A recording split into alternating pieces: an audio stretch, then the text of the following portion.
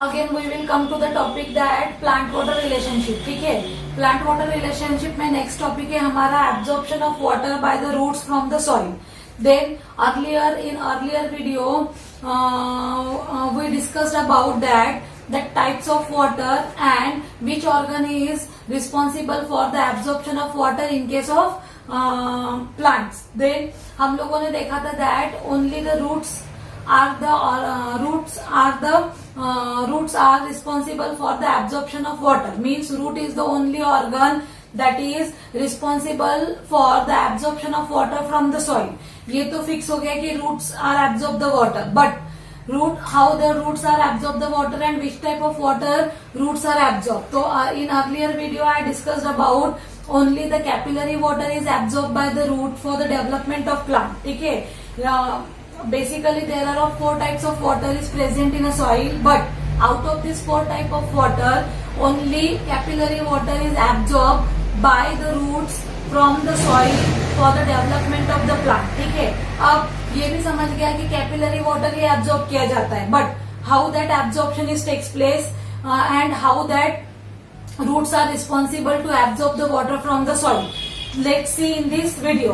Then हम लोग देखते हैं कि root hairs are responsible for the absorption of water and these root hairs are absorb the water by means of 3 physical processes. ठीक है, these 3 physical processes are sequentially arranged and responsible for the maximum absorption of water in case of plant. Then which are these 3 processes? The first process is imbibition, diffusion and osmosis. ठीक है, इन 3 physical processes से plant के roots generally water को, capillary water को soil के particles के बीच में से एब्जॉर्ब करता है. फिर now just move to the first one. ठीक है, आप लोगों को वैसे इंडिबिशन, डिफ्यूजन और ऑस्मोसिस 9th में भी आप लोग पढ़े हैं, तो डेफिनेशंस में you all are knows that. देखो, diffusion is a simple physical process of diffusion of the material across the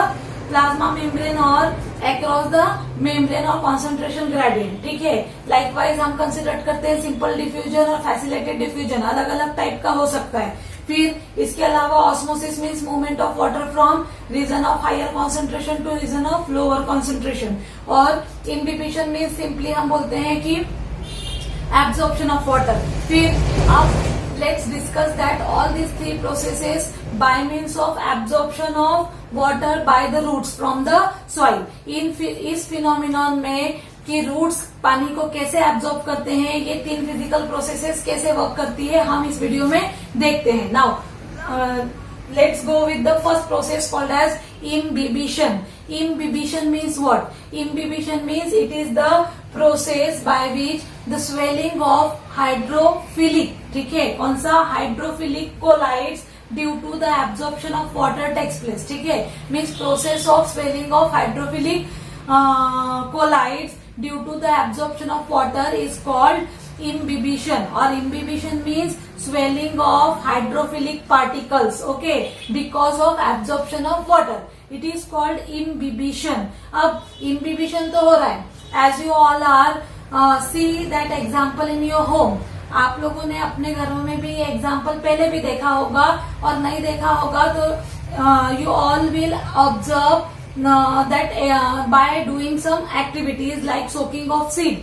अगर हम लोग किसी भी टाइप के ड्राइड ग्रेन को पानी में ओवरनाइट सोक करते हैं, ओके, तो एट दैट टाइम क्या होता है, नेक्स्ट डे जब हम उसको देखें तो ग्रेन्स आर स्वेल. ठीक है, वो ग्रेन स्वेल हो जाते हैं. अब ये स्वेलिंग किसकी वजह से, हमने उनको डिहाइड्रेट किया था, वो डिहाइड्रेटेड थे, उनके अंदर हाइड्रोफिलिक पार्टिकल थे, but because of sun dried they lose their water content. When we put them in a water, then they again get absorb the water and just swell and increase in their size. ठीक है, मतलब वो फिर से hydrated हो गए. अब hydrated हो गए तो ये जो प्रोसेस हुई, the absorption of water by means of dried grain, is it also called as the imbibition. इसको भी हम इम्बिबिशन ही कंसिडर करते हैं और हम इसको इम्बिबिशन के एग्जाम्पल में रखते भी है। मीन्स इम्बिबिशन की प्रोसेस सोकिंग ऑफ सीड में सिग्निफिकेंट वर्क करती है। फिर इसके अलावा इम्बिबिशन मीन्स जैसे सॉल्यूशन कंसिडर किया जाए तो solution contain two part, one is solute and another one is solvent, both are mix together and form the solution. Likewise same यहाँ पर भी दो कंपोनेंट है, ठीक है, एक है इम्बिबंट, ठीक है, और दूसरा है इम्बिबेट। इम्बिबंट और इम्बिबेट। अब इम्बिबंट कौन सा और इम्बिबेट कौन सा? Imbibant means the substance that absorb the water और लिक्विड, अंडरस्टूड ना? मीन्स हमने बोला the hydrophilic colloid particles are called as, example रखा जाए डेफिनेशन के हिसाब से तो hydrophilic colloid particles are called imbibant, ठीक है। Imbibant are the kind of substances those who are absorb the water और द लिक्विड, ठीक है ना, whichever the surrounding medium is there, वहां से जो मीडियम एब्जॉर्ब किया जाता है, जिस जो सब्सटेंस उस मीडियम को एब्जॉर्ब करे वो सब्सटेंस यानी इम्बिबंट। फॉर एग्जाम्पल लिया था सोकिंग ऑफ सीड, तो सीड के अंदर रहने वाले पार्टिकल मतलब इम्बिबंट और सीड मतलब इम्बिबंट, ठीक है।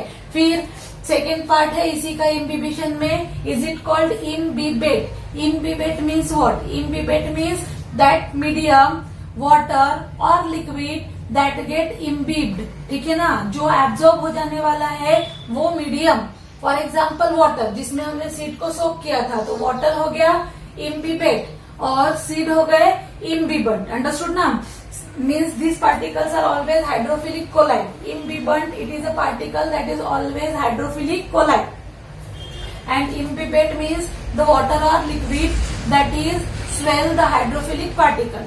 ये हो गया आपका एक्सप्लेनेशन। अब रूट हेयर्स कैसे रिस्पॉन्सिबल है इम्बिबिशन के लिए, तो देखिए ये हो गया इम्बिबिशन की डेफिनेशन और how that imbibition takes place. तो इम्बिबिशन के लिए दो पार्ट रिस्पॉन्सिबल होते हैं, एक इम्बिबंट और एक इम्बिबेट। दोनों जब प्रोसेस करते हैं तो इम्बिबिशन की प्रोसेस हो जाती है। अब इम्बिबिशन की प्रोसेस रूट हेयर कैसे परफॉर्म करते हैं? In earlier video I just told you that root hair is just surrounded by or the outermost layer called as cell wall, ठीक है। रूट हेयर की outermost सिंगल सेल थिकनेस है ना, तो root hair की outermost membrane है cell wall. Cell wall of the root hair is generally made of two different compounds. One is pectin and another one is cellulose. Cell wall made of by means of two layers. Two layers बोलने के बाद outer layer, ठीक है, ये हो गई outer और ये हो गई inner। मतलब एक सेल वॉल दो लेयर से बनी हुई है। आउटर लेयर जनरली बनी हुई है पेक्टिन कंपाउंड से, ठीक है, और इनर लेयर जनरली बनी हुई है सेल्यूलोज से। And both the compounds are generally hydrophilic colloids, ठीक है। दोनों भी कंपाउंड बेसिकली हाइड्रोफिलिक कोलाइड्स है और ये दोनों भी compound because of the presence of hydrophilic colloids in the cell wall of the root hair is freely permeable for the water, understood na? Means root hair is responsible to absorb the maximum water from the surrounding to inside, ठीक है। अब ये surrounding से अंदर की तरफ absorption तो हो रहा है, लेकिन एब्जॉर्प्शन होते समय एक चीज ये ध्यान में रखनी है कि एब्जॉर्प्शन कैसे होता है। देखो ये हो गया outer part means outside the root and this is the inside part, ठीक है। Inside cell membrane, cell etcetera सारी चीजें प्रेजेंट है। लेकिन whenever the material is move at that time the water is move up to, कब तक move करेगा? Till the equilibrium is form. Means the movement of water across the cell wall of the root hair is it only up to the formation of equilibrium, ठीक है। मतलब always the movement is takes place across the concentration gradient। देखो अगर ये concentration gradient है तो concentration gradient है suppose to be ये ड्राई सीड है, okay, and there is a presence of water. अब वाटर कब तक मूव करेगा भाई? जब तक ड्राई सीड स्वेल नहीं हो जाता। देखो ये ड्राई सीड था, now it absorb the water and swell, ठीक है।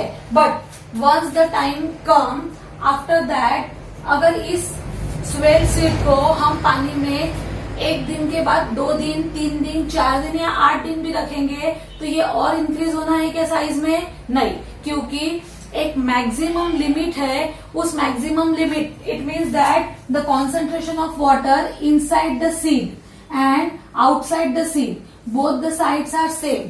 It form the equilibrium across the concentration gradient, and afterward the imbibition gets stopped. Understood? Means imbibition takes place till the equilibrium. Okay, means whenever that root hairs, inside the root hair and outside medium, both the sides equal amount of water नहीं form हो जाता, तब तक ये movement होती रहती है. But afterward, after the formation of equilibrium across the concentration gradient at both the sides, ठीक है ना, outside as well as inside of the root hair, then the movement of water get stop. Means यहाँ आकर ये movement stop हो जाती है. Understood ना? तो ये हो गया आपका इम्बिबिशन. इसके अलावा इम्बिबिशन का रोल कहाँ कहाँ हो सकता है? तो एक तो रूट हेयर मैंने आपको समझा के बता दिया. इसके अलावा it is also significant in our day to day life. Like we will see in the imbibition is a significant in case of soaking of seeds. Okay, then kneading of flour, ये तो रोज ही होता है सबके घर में, ठीक है. Means आटा तो सभी के घर में गूंथा जाता है. It is the process of imbibition. Then again the swelling of dried resins, ठीक है ना, किशमिश जिसको बोलते हैं. तो किशमिश अगर ड्राई फ्रूट का एक प्रकार है ये भी. तो ड्राइड फ्रूट में जो किशमिश होता है, इस किशमिश को अगर पानी में सोक किया जाए तो it get swelled in size. Means it contain the hydrophilic colloids inside, and in that way the process of imbibition get completed. तो पहली फिजिकल प्रोसेस यहाँ पर कंप्लीट हो जाती है.